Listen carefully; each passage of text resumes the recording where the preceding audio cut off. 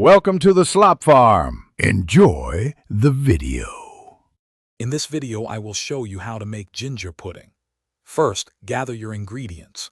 You'll need about 100 grams of fresh ginger, 200 grams of self-raising flour, 100 grams of butter, 100 grams of brown sugar, and 2 large eggs.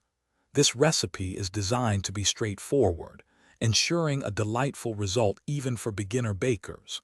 We'll walk through each step together, making it easy to follow along. Let's start by preparing our key ingredients. Begin by finely grating about 100 grams of fresh ginger. This will infuse your pudding with a wonderful warmth. Next, in a mixing bowl, cream together 100 grams of softened butter with 100 grams of brown sugar until the mixture is light and fluffy. Then, beat in 2 large eggs, one at a time, ensuring each is fully incorporated before adding the next. Now let's combine everything. Gently fold in 200 grams of self-raising flour into your creamed mixture, alternating with a small splash of milk until just combined. Be careful not to overmix.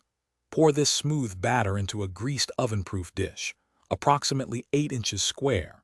Bake your pudding in a preheated oven at 180 degrees Celsius for about 30 to 40 minutes, or until a skewer comes out clean. Your delicious ginger pudding is now ready to enjoy. For the best experience, serve it warm straight from the oven. It pairs wonderfully with a generous dollop of creamy custard, a swirl of fresh whipped cream, or even a scoop of vanilla ice cream. This comforting dessert is perfect for a cozy evening. Any leftovers can be stored in an airtight container for up to 3 days, ready to be gently reheated. Thanks for watching. Consider subscribing if we helped you today.